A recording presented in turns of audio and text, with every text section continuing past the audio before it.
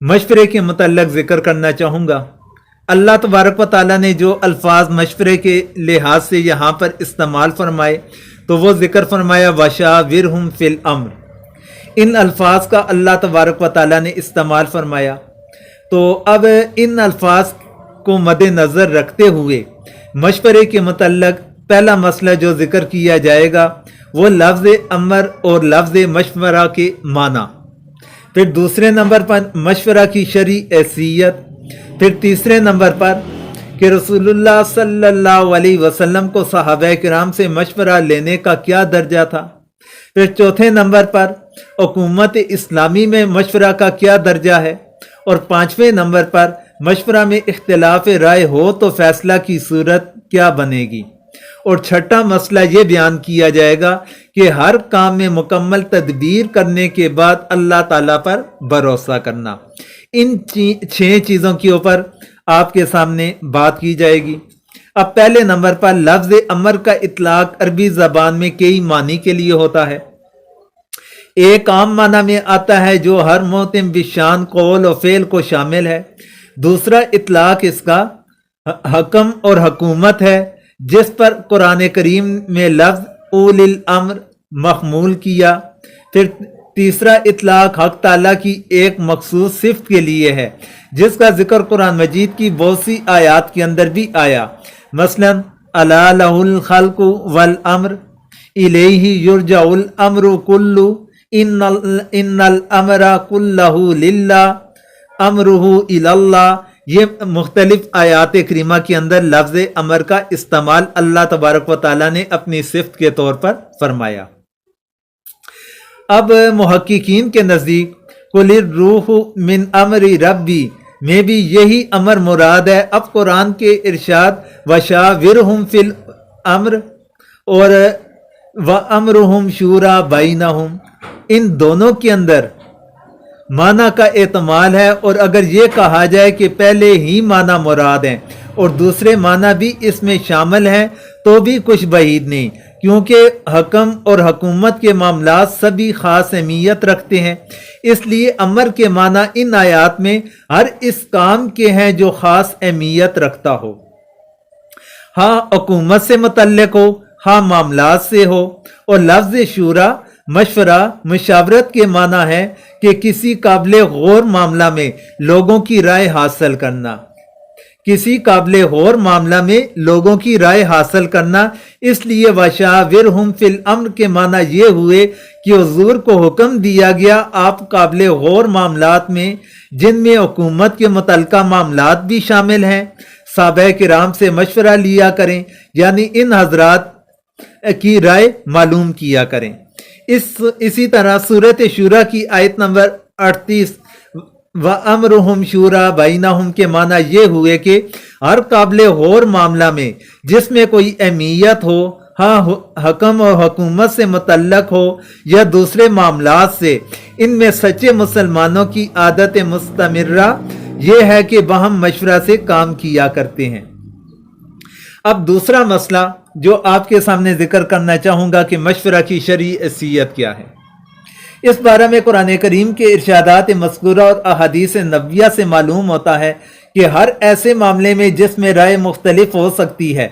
خواہ وہ حکم و حکومت سے متعلق ہو یا کسی دوسرے معاملے سے، باہمی مشورہ لینا رسول کریم صلی اللہ علیہ وسلم اور صحابہ کرام کی سنت اور دنیا اور آخرت میں باعث برکات ہے۔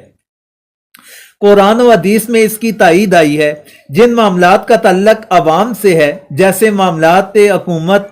ان میں مشورہ لینا واجب ہے۔ بہقی نے شعب الایمان میں حضرت عبداللہ بن عمر سے روایت کیا کہ رسول اللہ صلی اللہ علیہ وسلم نے فرمایا، جو شخص کسی کام کا ارادہ کرے اور باہم مشورہ کرنے کے بعد اس کے کرنے یا نہ کرنے کا فیصلہ کرے تو اللہ تعالیٰ کی طرف سے اس کو صحیح اور مفید صورت کی طرف ہدایت مل جاتی ہے۔ ایک حدیث میں ہے، جب تمہارے حکام تم میں سے بہترین آدمی ہوں اور تمہارے مالدار سخی ہوں اور تمہارے معاملات آپس میں مشورہ سے طے ہوا کریں تو زمین کے اوپر رہنا تمہارے لیے بہتر ہے، اور جب تمہارے حکام بدترین افراد ہوں اور تمہارے مالدار بخیل ہوں اور تمہارے معاملات عورتوں کے سپرد ہوں تو زمین کے اندر دفن ہو جانا زیادہ تمہارے زندہ رہنے سے بہتر ہوگا۔ مطلب یہ ہے کہ جب تم پر خواہش پرستی غالب آ جائے کہ بھلے برے اور نافع و مضر سے قطع نظر کر کے محض عورت کی خوشنودی حاصل کرنے کے لیے اپنے معاملات اس کے سپرد کر دو تو اس وقت کی زندگی سے تمہارے لیے موت بہتر ہے، ورنہ مشورہ میں کسی عورت کی بھی رائے لینا کوئی ممنوع نہیں۔ حضور اور صحابہ کے تعامل سے ثابت ہے کہ قرآن میں سورۃ بقرہ کی آیت 232 جو ابھی بیان کی گئی، اس میں ارشاد ہے ان تراض منہما وتشاور، یعنی بچہ کا دودھ چھڑانا باپ اور ماں کے باہمی مشورے سے ہونا چاہیے۔ اس میں چونکہ معاملہ عورت سے متعلق ہے اس لیے خاص طور پر عورت سے مشورے کا پابند کیا گیا۔ ایک حدیث مبارکہ کے اندر آتا ہے یعنی جس شخص سے مشورہ طلب کیا جائے وہ امین ہے، اس پر لازم ہے کہ اس معاملہ میں جو کام وہ خود اپنے لیے تجویز کرتا ہے وہی رائے دوسرے کو دے، اس کے خلاف کرنا خیانت ہے۔ یہ حدیث طبرانی نے معجم اوسط میں بسند حضرت علی رضی اللہ تعالیٰ عنہ سے روایت کی ہے، تفسیر مزری کے اندر حوالہ موجود ہے۔ البتہ یہ سمجھ لینا ضروری ہے کہ مشورہ صرف انہی چیزوں میں مسنون ہے جن کے بارے میں قرآن و حدیث کا کوئی واضح قطعی حکم موجود نہ ہو، ورنہ جہاں کوئی قطعی اور واضح حکم شرعی موجود ہو اس میں کسی سے مشورہ کی ضرورت نہیں بلکہ جائز بھی نہیں ہے۔ مثلا کوئی شخص اس میں مشورہ کرے کہ نماز پڑھے یا نہیں، زکوٰۃ ادا کرے یا نہ کرے، پھر اسی طرح حج ادا کرے یا نہ کرے، یہ مشورہ کی چیزیں نہیں، شرعی طور پر فرض قطعی ہیں۔ البتہ اس میں مشورہ کیا جا سکتا ہے کہ حج کو اس سال جانا چاہیے یا آئندہ سال جانا چاہیے، یا پانی کے جہاز سے جائے یا ہوائی جہاز کے ذریعے سے جائے، خشکی کے راستے سے جائے یا کوئی دوسرا راستہ اختیار کرے۔ اس طرح زکوٰۃ کے معاملے میں یہ مشورہ کیا جا سکتا ہے کہ زکوٰۃ کون کون سے بندوں کو دینی چاہیے، تو کون سا بندہ مستحق ہوگا کہ جسے میں زکوٰۃ دے دوں، تو اس لحاظ سے مشورہ کیا جا سکتا ہے۔ ایک حدیث میں خود اس کی تشریح رسول کریم صلی اللہ علیہ وسلم سے منقول ہے۔ حضرت علی رضی اللہ تعالیٰ عنہ فرماتے ہیں کہ میں نے رسول اللہ صلی اللہ علیہ وسلم سے عرض کیا، آپ کے بعد اگر ہمیں کوئی ایسا معاملہ پیش آ جائے جس کا حکم صراحتاً قرآن میں نازل نہیں ہوا اور آپ سے بھی اس کے متعلق کوئی ارشاد ہم نے نہ سنا ہو تو ہم کیا کریں؟ تو حضور نے ارشاد فرمایا کہ ایسے کام کے لیے اپنے لوگوں میں سے عبادت گزار فقہاء کو جمع کرو اور ان کے مشورہ سے اس کا فیصلہ کرو، کسی کی تنہا رائے سے فیصلہ نہ کرو۔ اس حدیث سے ایک بات تو یہ معلوم ہوئی کہ مشورہ صرف دنیاوی معاملات میں نہیں بلکہ جن احکام شرعیہ میں قرآن و حدیث کی صریح نصوص نہ ہوں ان احکام میں بھی باہمی مشورہ مسنون ہے۔ پھر دوسرے نمبر پر یہ بھی معلوم ہوا کہ مشورہ ایسے لوگوں سے لینا چاہیے جو موجودہ لوگوں میں تفقہ اور عبادت گزاری میں معروف ہوں۔ نیز خطیب بغدادی رحمۃ اللہ علیہ نے حضرت ابو ہریرہ کی ایک حدیث میں حضور کا یہ ارشاد بھی نقل کیا، یعنی عقل مند آدمی سے مشورہ لو اور اس کے خلاف نہ کرو ورنہ ندامت اٹھانی ہوگی۔ ان دونوں احادیث کو ملانے سے معلوم ہوا کہ مجلس شورا کے ارکان میں دو وصف ضروری ہیں، ایک صاحب عقل و رائے ہونا اور دوسرا عبادت گزار ہونا، جس کا حاصل یہ ہے کہ ذی رائے اور متقی ہونا، اگر مسئلہ شرعی ہے تو فقیہ ہونا بھی لازم ہوگا۔ اب تیسرے مسئلے کی جانب جاتے ہیں کہ حضور کو صحابہ سے مشورہ لینے کا کیا درجہ ہے۔ تو اس کے متعلق بعض علماء نے اس حکم میں مشورہ کو اس بات پر محمول کیا کہ حضور کو نہ مشورہ کی ضرورت تھی نہ اس مشورہ پر آپ کے کسی کام کا مدار تھا، صرف صحابہ کرام کے اعزاز اور دلجوئی کے لیے مشورہ کا حکم آپ کو دیا گیا۔ لیکن امام ابو بکر جساس نے فرمایا کہ یہ بات صحیح نہیں، کیونکہ اگر یہ معلوم ہو کہ ہمارے مشورے پر کوئی عمل نہیں ہوگا اور نہ مشرہ کا کسی کام پر کوئی اثر ہے تو پھر مشرہ پر کوئی دلجوئی اور اعزاز بھی نہیں رہتا، بلکہ حقیقت امر یہ ہے کہ حضور کو عام امور میں تو براہ راست ساختہ اللہ کی طرف سے بذریعہ وحی ایک طریقہ کار متعین کر دیا جاتا ہے، مگر بعض مرتبہ حکمت اللہ تعالیٰ کی حکمت اور رحمت کی وجہ سے بعض امور کو حضور کی رائے اور ثوابدید پر چھوڑ دیا جاتا تھا۔ ایسے ہی امور میں مشورہ کی ضرورت ہوتی اور اس قسم کے امور میں مشورہ لینے کا آپ کو حکم دیا گیا۔ تو حضور کی مجالس سے مشاورت کی تاریخ بھی یہی بتلاتی ہے کہ اللہ تبارک و تعالیٰ نے بعض امور کو حضور کی رائے کے اوپر چھوڑ دیا تھا جس میں وہ صحابہ کرام سے مشورہ لیا کرتے تھے۔ اب اس کی کچھ مثالیں دینا چاہوں گا کہ غزوہ بدر کے موقع کے اوپر کہ حضور نے صحابہ کرام سے مشورہ لیا تھا، پھر صحابہ کرام نے آگے جواب کے اندر فرمایا تھا کہ ایک صحابی نے کہا کہ آپ ہمیں برق الغمات تک لے جائیں تو ہم چلنے کے لیے تیار ہیں، کسی نے کہا سمندر میں کودنے کا حکم دیں، دریا میں کودنے کا حکم دیں، ہم تیار ہیں۔ پھر اسی طرح غزوہ احد کے بارے میں صحابہ کرام سے مشاورت ہوئی، مدینہ میں رہ کر دفاع کیا جائے یا باہر جانا چاہیے۔ پھر اسی طرح غزوہ خندق کے ایک خاص معاہدے پر مشاورت ہوئی تو حضرت سعد بن معاذ اور سعد بن عبادہ رضی اللہ عنہما نے اس کو مناسب نہ سمجھا، اختلاف رائے کا اظہار کیا تو ان کی رائے کو قبول کیا گیا۔ صلح حدیبیہ کے معاملے کے اوپر حضرت ابو بکر صدیق رضی اللہ تعالیٰ عنہ کی مشاورت پر فیصلہ ہوا، ان کی رائے پر۔ پھر واقعہ افک کے معاملے کے اندر صحابہ کرام سے مشاورت ہوئی تھی۔ تو اس طرح کئی ایسے واقعات ہمیں ملتے ہیں سیرت کی کتابوں کے اندر۔ خلاصہ یہ کہ نبوت، رسالت اور صاحب وحی ہونا کچھ مشورہ کے منافی نہیں، اور یہ بھی نہیں کہ یہ مشورہ محض نمائشی دلجوئی کے لیے ہو، اس کے اثر معاملات پر نہ ہو۔ اس کی مثالیں بھی موجود ہیں کہ صحابہ کرام کی رائے کو ترجیح بھی دی گئی، جس طرح غزوہ احد کے موقع پر حضور کا اپنا دل تھا مدینہ میں رہ کر دفاع کرنے کا، صحابہ کرام کی رائے آئی مدینہ سے باہر نکلنا چاہیے، اس کے مطابق فیصلہ کیا، یعنی اپنی رائے سے ہٹ کر حضور نے فیصلہ فرمایا۔ اس طرح کی مثالیں بھی سیرت کے اندر موجود ہیں۔ تو اس لیے یہ چیز ملتی ہے کہ یہ صرف دلجوئی کے لیے مشاورت نہ تھی، بلکہ حضور کو اللہ تعالیٰ کی طرف سے بعض چیزوں کے اندر مشاورت کا حکم دے دیا گیا۔ پھر چوتھا مسئلہ، حکومت اسلامی میں مشورہ کا درجہ کیا ہے؟ قرآن کریم نے دو جگہ مشورہ کا صریح حکم دیا، ایک یہی آیت مذکورہ اور دوسرا سورت شورا کی آیت میں۔ تو وہاں پر مسلمانوں کی صفات بیان کرتے ہوئے ایک صفت بیان فرمائی، وَأَمْرُهُمْ شُورَى بَيْنَهُمْ، یعنی اور ان کا کام آپس کے مشورے سے ہوتا ہے۔ اب ان دونوں جگہ پر مشورے کے ساتھ لفظ امر مذکور ہے۔ لفظ امر کی مفصل تحقیق اس سے پہلے آپ کے سامنے ذکر ہو چکی ہے۔ تو اب ان دونوں آیتوں میں جس طرح معاملات حکومت میں مشورہ کی ضرورت واضح ہوئی، اس طرح ان سے اسلام کے طرز حکومت اور آئین کے کچھ بنیادی اصول بھی سامنے آ گئے۔ اسلامی حکومت کا ایک شورائی حکومت ہے جس میں امیر کا انتخاب مشورہ سے ہوتا ہے، خاندانی وراثت سے نہیں ہوتا۔ آج تو اسلامی تعلیمات کی برکت سے پوری دنیا میں اس اصول کا لوحہ مانا جا چکا ہے۔ شخصی بادشاہتیں بھی مجبوراً اس جانب آ رہی ہیں، لیکن اب سے 1400 برس پہلے زمانہ کی طرف دیکھا جائے تو پوری دنیا کے 3 بڑوں کی جگہ 2 بڑوں کی حکومت تھی، یعنی کسریٰ اور قیصر تھے۔ ان دونوں کے آئین حکومت شخصی اور وراثتی بادشاہت ہونے میں مشترک تھے،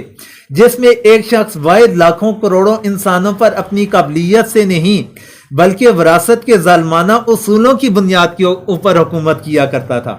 اور انسانوں کو پالتو جانوروں کا درجہ دینا بھی بادشاہی انعام سمجھا جاتا تھا۔ پھر اس کے بعد اسلام نے یہ طریقہ کار بتلا دیا۔ اس زمانے کے اندر یونان کے اندر تھوڑی سی حکومت کے اندر جمہوریت پائی جاتی تھی، اور وہ اصول ارسطو کے فلسفے سے انہوں نے نکالے تھے، لیکن وہ بھی محدود حد تک تھا۔ تو اسلام نے اصل میں آ کر شورائی سسٹم متعارف کروایا، اس کے فوائد بتلائے، اور لوگوں نے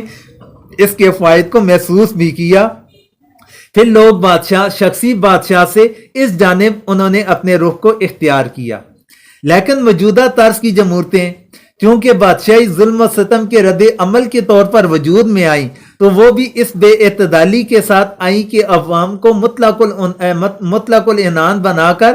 پورے آئین حکومت اور قانون مملکت کا ایسا آزاد مالک بنایا کہ ان کے دل و دماغ زمین و آسمان اور تمام انسانوں کے پیدا کرنے والے خدا اور اس کی اصلی ملکیت و حکومت کے تصور سے بھی بیگانہ ہو گئے۔ اب ان کی جمہوریت خدا تعالیٰ ہی کے بخشے ہوئے عوامی اختیار پر خدا تعالیٰ کی عائد کردہ پابندیوں کو بھی بار خاطر خلاف انسان تصور کرنے لگی۔ اسلامی آئین نے جس طرح خلق خدا کو کسریٰ و قیصر اور دوسری شخصی بادشاہتوں پر جبر و استبداد کے پنجے سے نجات دلائی، اس طرح نہ خدا نہ آشنا مغربی جمہوریتوں کو بھی خدا شناسی اور خدا پرستی کا راستہ دکھلا دیا۔ اب بات یہ ہے کہ امیر کے انتخاب میں پھر عہدوں اور منصوبوں کی تقسیم میں ایک طرف قابلیت اور صلاحیت کی پوری رعایت اسلام دیتا ہے تو دوسری طرف ان کی دیانت اور ایمانت کو بھی پرکھنے کا حکم دیا جاتا ہے۔ اپنا امیر ایسے شخص کو منتخب کریں جو علم و تقوی، دیانت و ایمانت، صلاحیت اور سیاسی تجربہ میں سب سے بہتر ہو۔ پھر یہ امیر منتخب بھی آزاد نہیں بلکہ اہل رائے سے مشورہ لینے کا پابند رہے۔ قرآن کریم کی آیت مذکورہ میں حضور اور خلفائے راشدین کا تعامل اس پر شاید عدل ہے کہ حضرت عمر کا ارشاد ہے کہ یعنی شورائیت کے بغیر خلافت نہیں۔ شورائیت اور مشورہ کو اسلامی حکومت کے لیے اساس اور بنیادی حیثیت حاصل ہے کہ حتیٰ کہ امیر مملکت مشورہ سے آزاد ہو جائے یا ایسے لوگوں سے مشورہ لے جو شرعی نقطہ نظر سے مشورہ کے اہل نہ ہوں تو اس کا معزول کر دینا ضروری ہے۔ یہ ہے کہ حکومت کے اندر مشورے کے متعلق جو احکامات ہیں وہ آپ کے گوشہ گزار کیے۔ پھر اس کے بعد پانچواں مسئلہ ہے، تو مشورہ میں اختلاف رائے ہو جائے تو فیصلہ کی کیا صورت ہے۔ اب پانچویں مسئلے کی جانب جاتے ہیں کہ مشورہ میں اگر اختلاف رائے ہو جائے تو فیصلہ کی کیا صورت ہوگی۔ مشورہ میں اگر اختلاف رائے ہے کہ بعضوں نے ایک رائے کی تائید کے اندر دی، بعضوں نے دوسرے رائے کی تائید کی، تو پھر بسا اوقات ایسی صورت بھی پیدا ہو جاتی ہے کہ جس سائٹ پر اکثریت ہے تو امیر یہ تصور کرتا ہے، سمجھتا ہے کہ جدھر اکثریت ہے، اکثریت رائے آنے والے معاملے کے اندر اس کے مطابق اگر فیصلہ کر دیا جاتا ہے تو یہ نقصان کا ذریعہ بنے گا۔ تو اس لیے فقہائے کرام فرماتے ہیں کہ مشاورت کرنا سنت ہے اور مشاورت کے بعد فیصلہ کرنا یہ امیر کے دائرہ اختیار کے اندر ہے کہ وہ جس کی رائے کو چاہے اس کے اوپر فیصلہ کر لے، اور جس کے اوپر بھی فیصلہ کرے گا پھر اس کا اگلا حکم اللہ تبارک و تعالیٰ نے اس آیت کریمہ کے اگلے حصے کے اندر بیان فرما دیا۔ حضور کا تعامل بھی ایسا ہی تھا کہ بسا اوقات حضور حضرت ابو بکر صدیق اور حضرت عمر فاروق رضی اللہ تعالیٰ عنہ کی رائے کو تمام صحابہ کرام کی رائے کے اوپر ترجیح دے دیا کرتے تھے۔ اس طرح کی مثالیں بھی ہیں، کسی معاملے کے اندر ایک صحابی کی رائے کو ترجیح بھی مذکور ہے، تو یہ اقلیت کی رائے کے مطابق فیصلہ کرنا بھی حضور سے ثابت ہے۔ تو یہ مختلف صورتیں ہیں کہ اس کے اندر مختصر یہ کہ اختیار امیر کے ہاتھ کے اندر ہوگا کہ وہ فیصلہ جس کی رائے کے مطابق چاہے تو وہ فیصلہ کرنے کا اختیار رکھتے ہیں۔ حضرت عبداللہ بن عباس رضی اللہ عنہما سے روایت ہے، وہ فرماتے ہیں کہ جب یہ آیت کریمہ نازل ہوئی، شاورہم کی ضمیر سے مراد حضرات شیخین ہے، یعنی حضرت ابو بکر اور حضرت عمر مراد ہیں کہ حضور کو حکم دیا گیا آپ ان دو سے مشورہ کیا کریں۔ پھر اسی طرح ایک اور روایت ہے حضرت عبداللہ بن عباس سے کہ یہ آیت حضرت ابو بکر اور حضرت عمر سے مشورہ لینے کے بارے میں نازل ہوئی ہے۔ یہ دونوں حضرات جناب رسول اکرم صلی اللہ علیہ وسلم کے خاص صحابی اور وزیر تھے اور مسلمانوں کے مربی تھے۔ حضور نے ایک مرتبہ حضرات شیخین کو خطاب کرتے ہوئے فرمایا تھا، جب تم دونوں کسی رائے پر متفق ہو جاؤ تو میں تم دونوں کے خلاف نہیں کرتا۔ تو یہاں پر یہ اشکال کیا جا سکتا ہے کہ جمہوریت کی یہ بات منافی ہے اور شخصی حکومت کا طرز ہے، اس سے جمہور کے نقصان پہنچنے کا اندیشہ ہے۔ اس کا جواب یہ ہے کہ اسلامی آئین نے اس کی رعایت پہلے کر لی کہ کیونکہ عوام کو یہ اختیار ہی نہیں دیا کہ جس کو چاہیں امیر بنا دیں، بلکہ ان پر بھی لازم قرار دیا گیا کہ علم و عمل اور صلاحیت کار اور خدا ترس اور دیانتدار انسان کو وہ جو ان میں سب سے بہتر سمجھیں تو اسے اپنا امیر منتخب کریں۔ تو جس شخص کو اعلیٰ اوصاف اور اعلیٰ صفات کے تحت منتخب کیا گیا ہو، اس پر ایسی پابندیاں عائد کرنا جو بددیانت اور فساق فجار پر عائد کی جاتی ہیں، عقل و انصاف کا خون کرنا ہے اور کام کرنے والوں کی ہمت شکنی اور ملک و ملت کے کام میں رکاوٹ ڈالنے کے مترادف ہوگا۔ تو اس لیے یہ اختیار امیر کے ہاتھ کے اندر دے دیا گیا۔ پھر چھٹا جو اس کے اندر مسئلہ واضح ہوا کہ یہ بات بہت ہی قابل غور ہے کہ نظامی حکومت اور دوسرے عام امور میں تدبیر و مشورہ کے احکام کے بعد یہ ہدایت دی گئی کہ سب تدبیریں کرنے کے بعد جب کام کرنے کا عزم کرو تو اپنی عقل و رائے اور تدبیروں پر بھروسہ نہ کرو، بلکہ بھروسہ صرف اللہ تعالیٰ پر کرو، کیونکہ یہ سب تدبیر مدبر الامور کے قبضہ قدرت کے اندر ہے۔ انسان کیا ہے، اس کی رائے و تدبیر کیا ہے؟ ہر انسان اپنی عمر کے ہزاروں واقعات میں ان چیزوں کی رسوائی کا مشاہدہ کرتا رہتا ہے۔ تو اس لیے اللہ تبارک و تعالیٰ نے آخر میں فرمایا کہ پھر بھروسہ تم نے کس پر کرنا ہے؟ اللہ تعالیٰ کی ذات کے اوپر۔